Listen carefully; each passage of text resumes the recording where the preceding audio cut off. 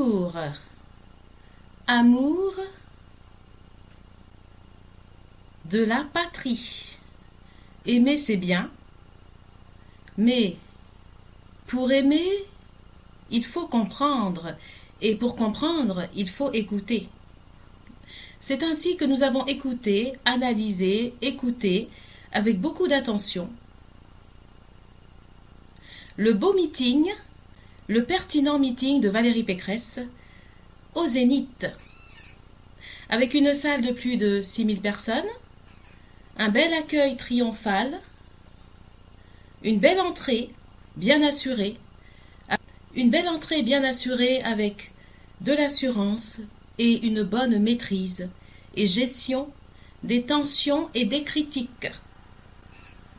Très belle entrée de Valérie Pécresse, avec un accueil triomphal, très bien organisé, belle installation sur le podium, belle présentation, bon port, belle adresse au public, respect du public, empathie, écoute,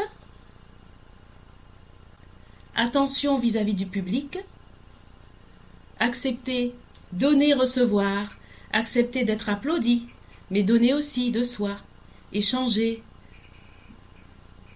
attendre que le public arrête d'applaudir pour commencer, être dans les temps, bien cadrer son discours, un discours pertinent du début à la fin, avec une très bonne introduction sur l'amour de la patrie, l'amour de la France, les vraies valeurs de la France, comment on peut se sentir français, avec toutes les différences, comment on peut se sentir comment peut-on se sentir sur un même drapeau et français. Et ça, Valérie Pécresse l'a très bien décrit, de façon simple et subtile. Et son discours était vraiment bien cadré, pertinent.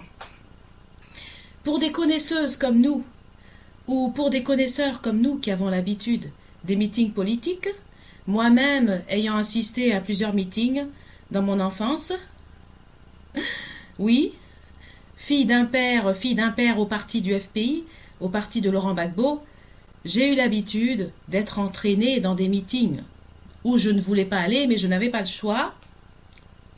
Après, ça m'est arrivé de refuser. Mais j'ai l'habitude, nous avons l'habitude des discours. Et un vrai discours, un discours pertinent, où il y a un plus, ça se sent. Ça se sent à la première analyse. Pour les experts, bien sûr, pour les professionnels, qui jugent de façon impartiale. Ici, là, nous avons un discours, il faut le dire, sincèrement, qui ne vaudra pas moins de 17 sur 20.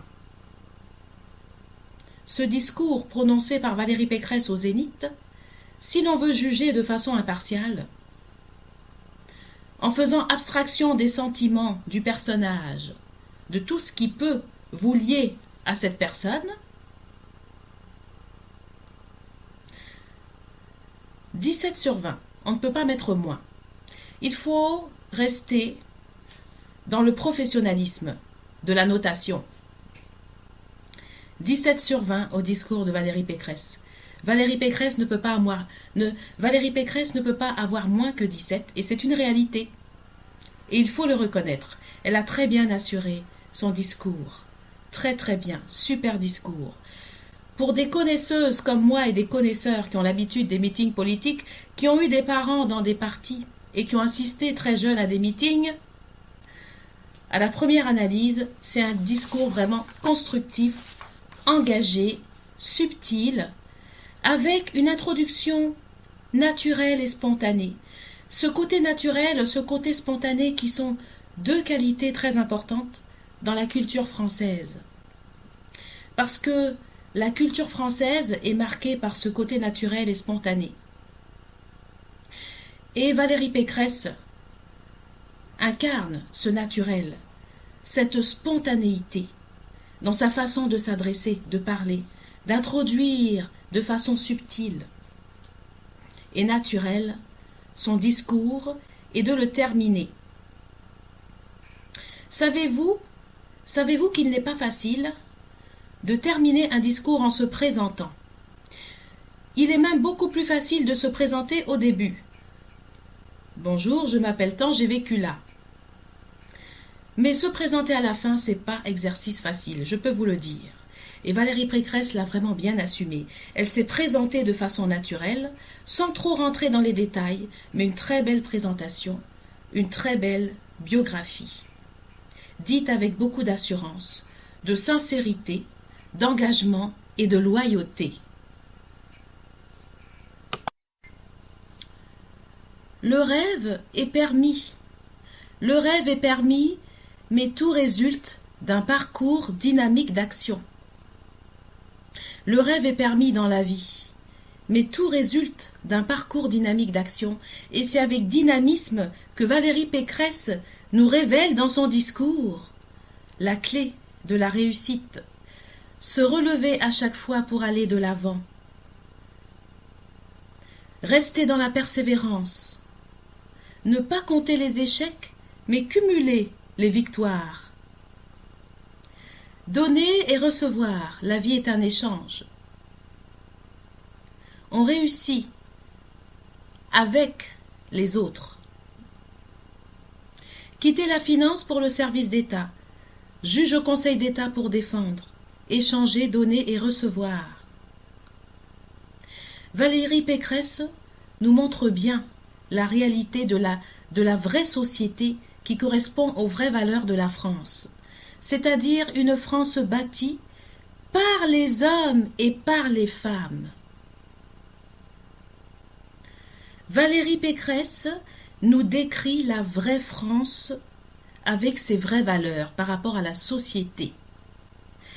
Et elle a raison, la vraie société française, avec les vraies valeurs françaises, c'est une société bâtie à la fois par les hommes et les femmes. Pas une société bâtie que par les hommes et pas une société bâtie que par les femmes, ou pas une société où les hommes sont de leur côté et où les femmes sont de leur côté. La vraie société française, c'est une société où les hommes et les femmes s'entendent, communiquent, agissent ensemble pour construire le futur de la France. La vraie société avec les vraies valeurs françaises, ce n'est pas la concurrence entre les hommes et les femmes. Ce n'est pas les femmes qui ont plus de place que les hommes, ou les hommes qui ont plus de place que les femmes, mais les hommes et les femmes ensemble pour bâtir la nation. Et Valérie Pécresse nous le confirme bien, cette vraie valeur dans son discours, et c'était vraiment... J'ai été fascinée, en tout cas, beaucoup de gens ont été fascinés par ce passage. Une nation, c'est très fort en sens. Pour les personnes qui se sentent français, qui aiment la France. Une nation bâtie par les hommes et les femmes. C'est très puissant en termes d'avancée et en termes de devenir. Valérie Pécresse, d'ailleurs, a cette modestie de nous montrer comment elle s'est construite par ses efforts, par son travail, mais aussi à travers des hommes et des femmes, tels que par exemple Jacques Chirac, après 1997, auprès de qui elle a appris l'écoute et la patience, et auprès de certaines femmes qui ont été un peu comme une marraine de cœur, par exemple Simone Veil. Et également son père, Valérie Pécresse nous montre comment son père lui a appris l'amour de la patrie, le goût du travail et du challenge. J'envie positivement Valérie Pécresse. J'envie positivement Valérie Pécresse parce que Valérie Pécresse a eu un bon père. Et c'est vrai que c'est pas évident d'avoir un bon père. Mais Valérie Pécresse croit encore à la famille. Vous savez qu'aujourd'hui, la famille est une valeur auquel on ne croyait plus en France. Mais la famille existe bien. Parce qu'il y a encore des gens qui se démènent pour leur famille. Et Valérie Pécresse nous l'a prouvé dans son discours. Et ça, c'est beau. C'est une incitation à la réconciliation nationale, à l'union, au vivre ensemble, avec des personnes que l'on ne connaît pas, mais aussi avec les familles.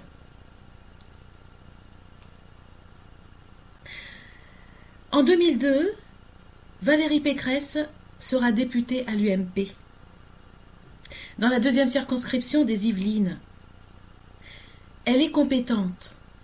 Elle est toujours dans cette action, cette dynamique, le goût des efforts. Je ne baisse jamais les yeux. Personne ne pourra me faire baisser les yeux. Elle le dit.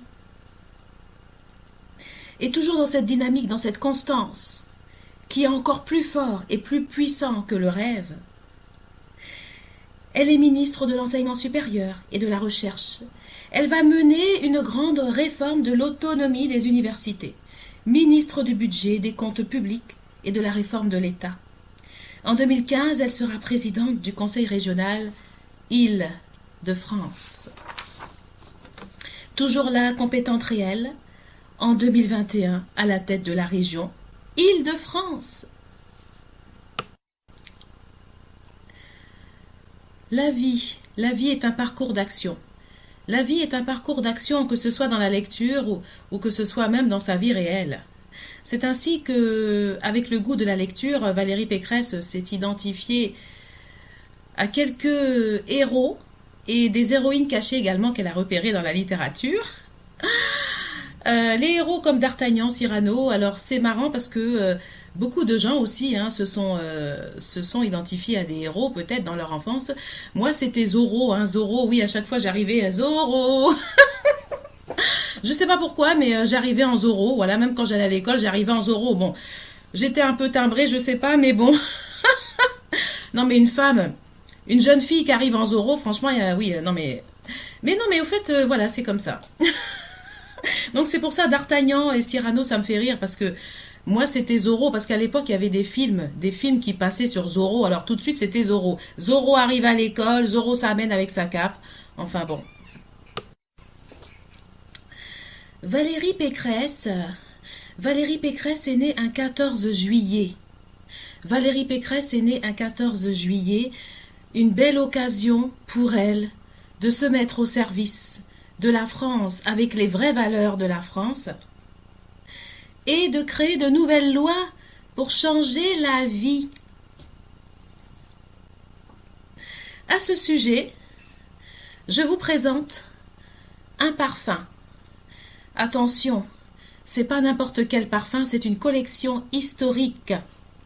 C'est un parfum qui date de plusieurs années, qui s'appelle Eau de Juillet 1789. Si je lis bien, c'est un parfum. C'est une eau de toilette. 1789. Eau de Juillet, c'est pas n'importe quoi. C'est un chef-d'œuvre historique que je conserve dans mon musée. Voilà, ça fait partie de mes collections historiques. Dans 200 ans, les gens pourront venir voir ça. Sauf que moi, je serai plus là, mais le parfum, il y sera parce que il n'est pas terminé, il y a encore de l'eau de toilette dedans. Ça sent bon, ça sent bon. Alors, donc voilà, une eau de toilette historique, 14 juillet 1789, une collection inestimable, oui, que je conserve, c'est historique, je vous dis, c'est pas d'aujourd'hui, ça date de moins de 1990, c'est vraiment une collection historique que je conserve précieusement dans mon petit musée. Voilà, c'est ma collection historique. Voilà, un 1789 inestimable.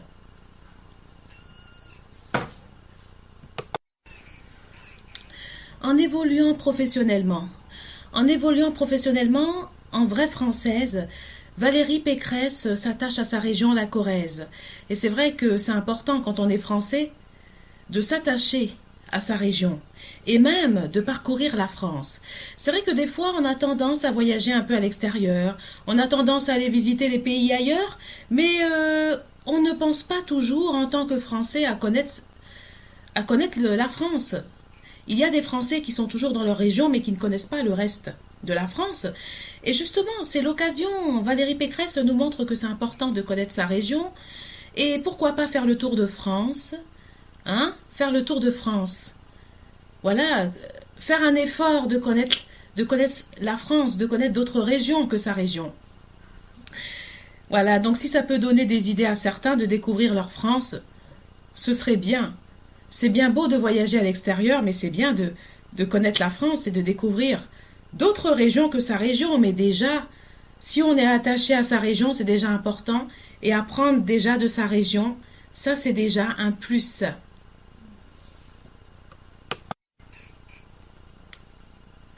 Une vraie France. De quelle façon, selon nos différences, même avec nos différences, de quelle façon nous pouvons nous sentir tous français dans une même France? Et Valérie Pécresse l'a vraiment très bien, mais très bien dessiné dans son discours. La façon de se sentir vraiment tous français, c'est d'être reconnus tous à notre juste valeur. Être reconnu dans son pays à sa juste valeur. Nous sommes différents. Tous les Français ne se ressemblent pas forcément.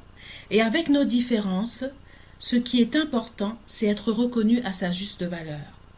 Et c'est par là que nous nous sentons français, quelles que soient les différences. Et ça, Valérie Pécresse l'a très bien décrit dans son discours de façon subtile. Ça ressort au premier coup d'œil. Son discours est vraiment, je vous le dis, très bien structuré, parce que moi je suis une connaisseuse, et même pour les connaisseurs qui ont l'habitude des meetings, qui entendent les meetings depuis tout petit, depuis enfant, moi j'ai cette habitude, et je vous dis, son discours est vraiment, il ne vaut pas moins de 17 sur 20, il faut le dire. L'avantage, la France est un pays justement où les Français sont différents.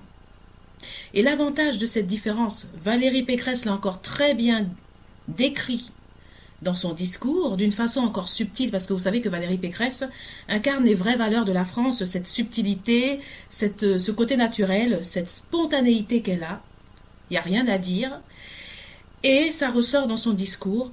Pas besoin d'avoir un bac plus 5, même pour comprendre ça, je le dis. Et c'est un discours intelligent, un discours classe, qui reflète les valeurs de la France. Et, elle le dit bien,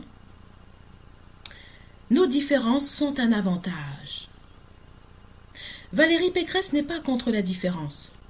Parce qu'il y a eu quelques insinuations, oui, des personnes qui ont essayé d'insinuer, ou de pas très bien comprendre son discours, qui ont essayé d'insinuer que Valérie Pécresse était contre... Non, Valérie Pécresse n'est pas contre les différences. Elle n'est pas contre la différence. D'ailleurs, elle l'a dit, la différence. Elle a dit nous sommes différents. Cette différence est un avantage parce que chacun peut apporter sa compétence à l'édifice. Et l'avantage dans une nation d'avoir des gens différents, c'est que chacun peut avoir un plus à la construction de la France. Et ça, Valérie Pécresse l'a très bien mentionné dans son discours. Donc, là, c'est incontestable.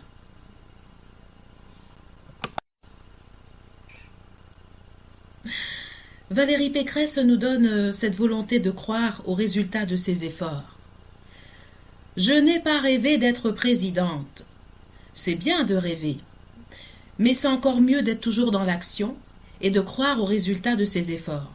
Parce que si tu veux vraiment appartenir à la nation française, sois dans l'action, crois aux résultats de tes efforts et tu obtiendras peut-être même au-dessus de ce que tu avais prévu.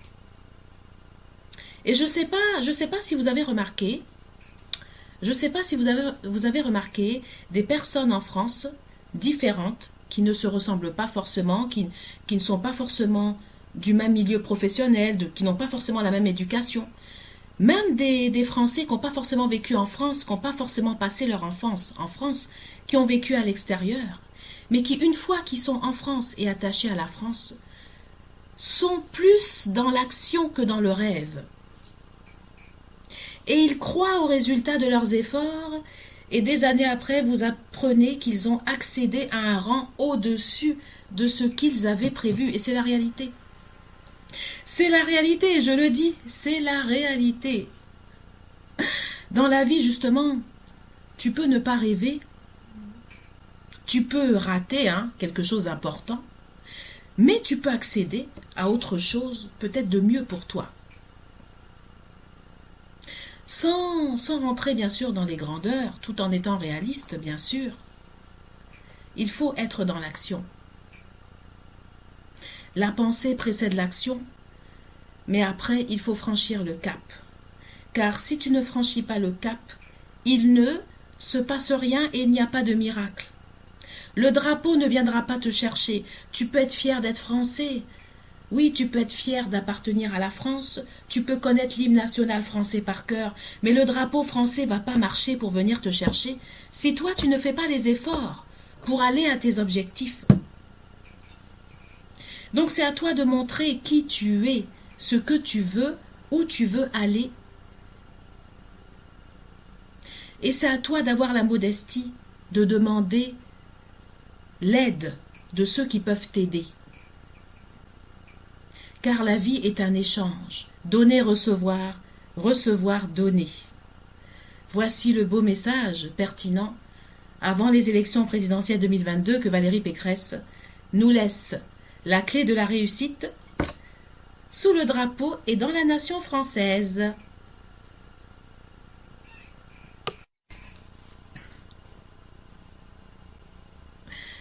Je ne voulais pas voter. Je ne voulais pas voter. J'avais renoncé au vote. Non, j'avais renoncé au vote. Je ne voulais pas voter. Je ne voulais pas voter. J'avais renoncé au vote. Je ne voulais pas voter. J'avais dit non, cette année, je ne vais pas voter. Il n'est pas question, je n'irai pas voter. Et Valérie Pécresse, je vous confirme, a un plus dans son discours. Parce que jusqu'à présent, je suis désolée, je l'assume, j'avais pas envie de voter. Mais alors là, c'était hors de question. Même ma mère n'a pas réussi. Je lui ai dit, non maman, tu vas aller toute seule. Tu vas aller toute seule. Tu vas aller toute seule parce que moi, je ne vais pas t'accompagner, je ne vais pas voter. Je ne voulais pas voter. Je sais pas, mais Valérie Pécresse, son discours, franchement, il y a un plus. Je viens confirmer. Parce que depuis que j'ai entendu son discours, je vais voter. Depuis que j'ai entendu le discours de Valérie Pécresse, non mais franchement Valérie, qu'est-ce que tu as mis dans ton discours? Depuis que j'ai écouté le discours de Valérie Pécresse, je vous assure, maintenant je vais voter. Ah, je suis décidée, là je suis citoyenne à fond, à 100%. Elle a réveillé mon amour de la France, de la patrie, et là j'ai envie d'aller voter. Et je peux vous dire que dans l'état où j'étais, ça veut dire que Valérie Pécresse, elle est forte. Parce que pour me donner envie comme ça d'aller voter, alors que j'avais dit non, je ne voterai pas, et que non, personne n'avait réussi jusqu'à présent à aller me faire voter. J'avais dit non, c'est hors de question, je n'irai pas voter. Il y a trop de bazar. Ah non, mais c'était hors de question. Mais alors là, c'était un non. J'avais dit un non catégorique. Je n'irai pas voter, c'était hors de question. Mais alors Valérie Pécresse, qu'est-ce que tu as pu mettre dans ton discours pour que tout d'un coup, tu me donnes envie d'aller voter? Mais c'est juste incroyable. Non mais franchement, c'est juste merveilleux, c'est juste incroyable. Un discours qui me réveille, qui me rappelle que je suis citoyenne et qu'avec ma différence, parce que tous les Français ne se ressemblent pas, j'ai ma particularité, je ne ressemble pas forcément à mes voisins. Et j'ai vu que c'était un avantage, que je pouvais apporter un plus dans la société française.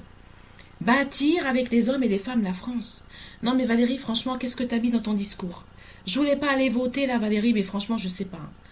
Ah non, mais alors là, maintenant, je vais voter. Ah, je vais voter. Ah, je suis décidée. Ah, j'y vais. J'y vais, mais c'est incroyable. Je ne voulais pas, mais... Vous savez, il n'y a pas besoin d'avoir passé son enfance en France pour être fier de la France, pour se sentir français. Il n'y a pas besoin d'avoir passé son enfance en France pour se sentir français. Moi, je n'ai pas passé mon enfance en France. J'ai passé mon enfance en Côte d'Ivoire parce que mon père est de la Côte d'Ivoire. J'ai eu une enfance très compliquée parce que j'ai un père qui était un opposant politique au parti de Laurent Gbagbo et donc ça a été très dur pour moi, oui. J'ai eu un père qui était au parti de Laurent Gbagbo, fiché opposant politique. Ça a été dur pour moi en Côte d'Ivoire et quand je suis rentrée aussi en France, ça a été très dur parce que j'étais fiché politique. Mais ça n'a pas enlevé mon amour pour la France. pour les vraies valeurs, je précise, hein, de la France, pas pour n'importe quoi. Mais ça n'a pas enlevé mon amour des vraies valeurs de la France. J'ai passé mon enfance en Côte d'Ivoire. Aujourd'hui, j'habite en France. Je me suis retrouvée dans une situation délicate parce que j'étais la fille d'un opposant politique au parti de Laurent Gbagbo. Donc c'est vrai que vu les conflits entre la France et la Côte d'Ivoire, ça n'a pas été facile pour moi. Mais moi, je trouve que j'ai très bien assumé. Franchement, j'ai pas déprimé. Il y a peut-être des gens qui se seraient suicidés et moi, je ne me suis pas suicidée. J'ai pas déprimé. J'ai très bien assuré. Et aujourd'hui, je suis bien. Je me sens française, je ne me sens pas moins française qu'une personne qui a toujours vécu en France. Ma mère est française et mon père est de la Côte d'Ivoire. J'assume très bien les deux côtés avec équilibre. Et ça va.